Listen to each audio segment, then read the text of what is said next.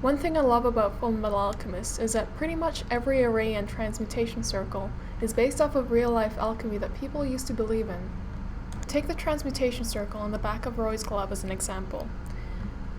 These triangles mean earth, and these mean air, and this one is fire.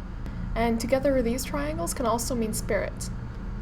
The flame at the top represents fire, and the little salamander at the bottom also means fire. Note that the array includes every element except water, because we all know what would happen to him if there was water in it. By the way, there will be spoilers, so if you haven't watched Fullmetal Alchemist Brotherhood, I would recommend you go do that. 1, because it's a really good anime, and 2, because a lot of this probably won't make any sense if you haven't.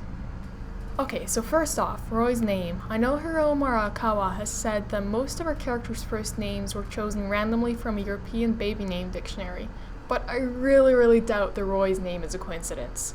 The name Roy can mean both red and king, and this fits really well with the chess analogy in episode 31, where Roy assigns a chess piece to each member of his team and he leaves a king piece for himself. I might be getting a little bit off topic here, but if you look really close at the scene, he places the queen piece in the wrong place. I don't know if this was intentional, but if it was, the queen piece, the one that represents Riza, in the king's place says a lot about how Roy sees Riza in the connection with his goals. He is technically the one with a superior position, but he knows that if the queen were to fall, his game would end.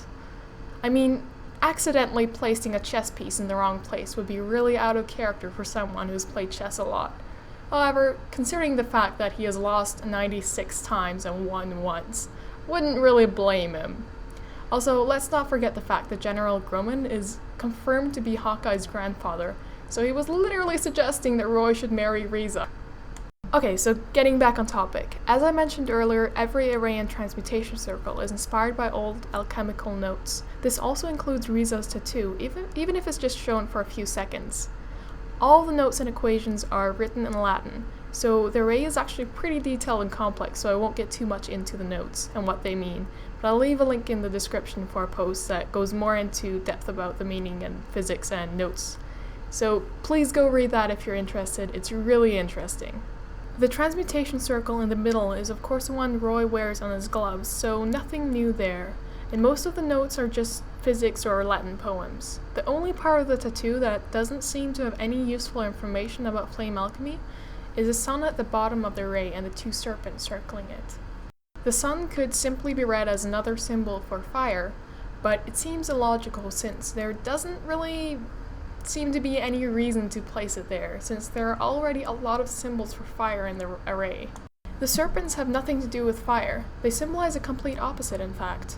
In alchemy, serpents can represent water, and including a symbol for water in an array seems pretty strange since Master Hawkeye clearly avoided using any symbol for water in the main transmutation circle. However, if you see the sun and the serpents as a whole, they make a lot more sense. Together, the sun and the serpents can represent the chemical marriage of the Red King and White Queen. The sun, or the Red King, symbolizes fire, sulfur, and masculinity, while the White Queen symbolizes water, the moon, femininity, and Mercury. If we were to see Roy as a Red King, it would only make sense to see Riza as a White Queen. This would also fit really well with their personalities, due to the Red King being described as impulsive, passionate, extroverted, and warm, while the White Queen is described as calculated, controlled, passive, and cold. The sun and the serpent are only shown on screen 3 times. The first 2 times are seen on Riza's tattoo, but the last time is even more brief, and if you blink you might miss it. If you look really closely at the scene where Roy opens a gate, you can see that the symbol is very similar to the ones on Riza's back. My first idea about the similarities between Roy's gate and Riza's tattoo was that the carvings on this gate represents Roy's relationship to flame alchemy, and how it has become a part of him that he will never be able to rid himself of. But when I looked closer at it, I noticed that it had to be wrong, because the array on Roy's gate includes everything except the equations for flame alchemy. The only thing that is left is the sun and the serpents, the Red King and the White Queen. Okay, so now let's just take a moment to talk about what the Gate of Truth means to different characters, and what they tell us about them. Edward's gate depicts the Tree of Life, a symbol that represents family, and if we're referring to alchemy, the Philosopher's Stone. 2 things Ed longed for and saw as very important. Symbols on Owl's Gate is from an old book called The Mirror of Alchemy and translates to purification, and in some ancient religions and mythologies it is believed that the only way to obtain total purification is by ridding yourself of your physical body, something Alphonse is pretty familiar with. So it's safe to say that the symbols on the character's Gate of Truth represent something that has affected them to the point of changing who they are as a person. This means that Roy's relationship with Riza has affected him so much that it has literally been carved into his soul. You know, Riza Hawkeye's backstory is really scarring. I guess you can say her father's plan kinda backfired? I'm so sorry.